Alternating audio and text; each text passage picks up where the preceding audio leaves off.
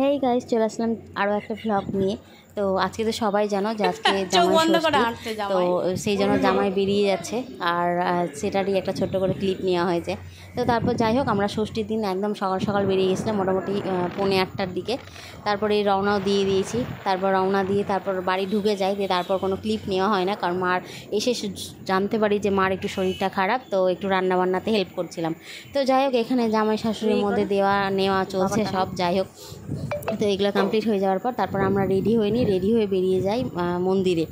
তো তারপর যাই হোক, রেডি হওয়ার সময় তারপর চলে আসলো ছর্দি আর আমার মেজো জামাইবু।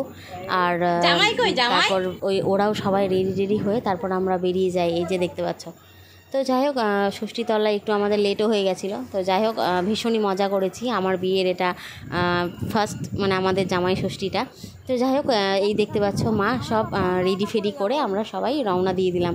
তারপর গিয়ে যাই হোক, পুজোটা শুরু হয়ে যায়। তো তোমাদের কার কার নতুন জামাই, মানে নিউ জামাই ষষ্ঠী হলো অবশ্যই কমেন্ট করে জানিও। আমার মায়ের তো 4 বছর থেকে কন্টিনিউ চলে যাচ্ছে প্রত্যেক ইয়ার। তো যাই হোক, বেশ মজা হচ্ছে। আর এখানে দেখতে পাচ্ছ শুরু হয়ে গিয়েছিল।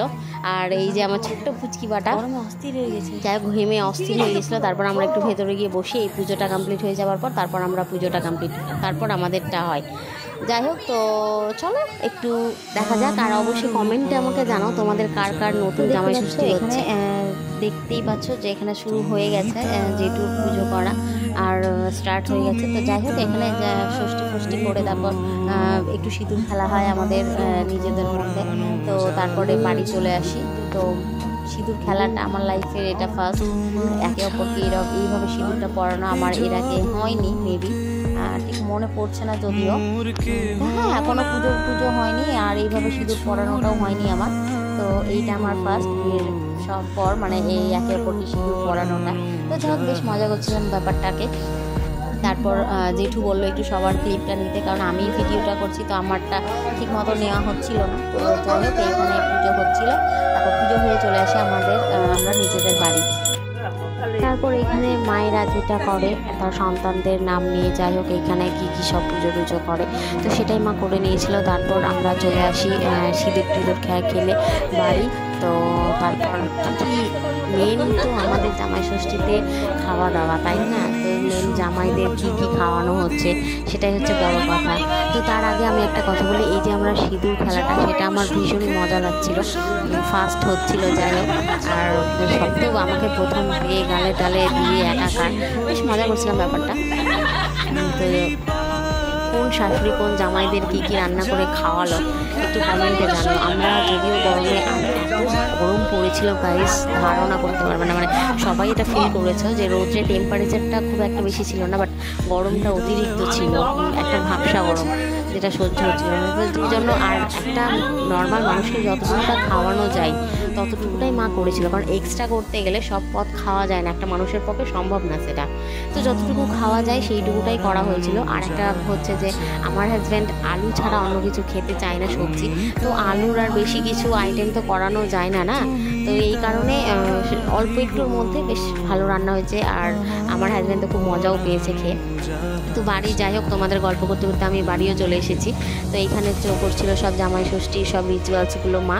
তো এইখানে করে নিয়ে তারপর আমরা রান্নাতে লেগে যাই, যেটা ক্লিপ নেওয়া হয়নি, কারণ এত ব্যস্ততার মধ্যে অনেকটা লেট হয়ে গেছিলো, যে কারণে তো আমি কোনো ক্লিপ নিতে পারিনি। একদম ডাইরেক্ট তোমাদের মেনুটাই দেখাবো। তো চলো মেনুটাতে এসে আমি আবার শুরু করি ভিডিওটা।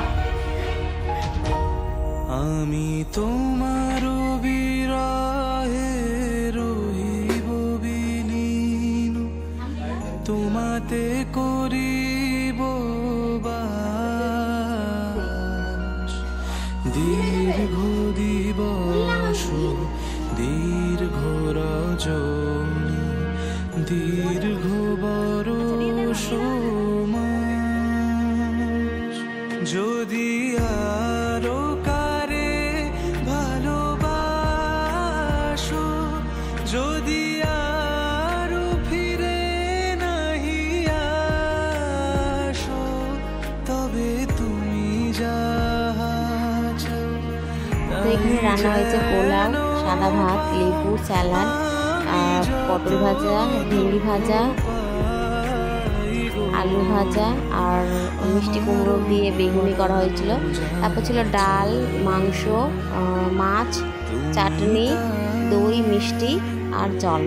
তো যাই হোক, এখানে অনেক কিছুই রান্না হয়েছিল, যতটুকু একটা নর্মাল মানুষ খেতে পারে ততটুকুটাই। তো তোমাদের বাড়িতে মানে যারা নতুন জামাই ষষ্ঠী হলো, কে কী খেলে শাশুড়ির বাড়িতে অবশ্যই কমেন্ট করে জানিও।